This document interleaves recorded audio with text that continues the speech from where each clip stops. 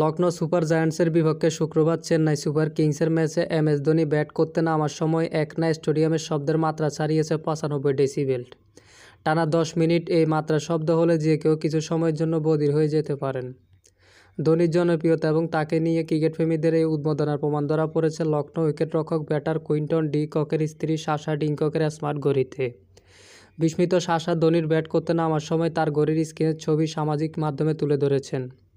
শুধু দক্ষিণ আফ্রিকার ক্রিকেটারের স্ত্রী নন, ধোনির তুমুল জনপ্রিয়তার বিস্মিত ওয়েস্ট ইন্ডিজের নিকোলাস পুরানো। তিনি বলেছেন, শুধু এই মৌসুমে নয়, প্রত্যেক মৌসুমে একই জিনিস দেখছি।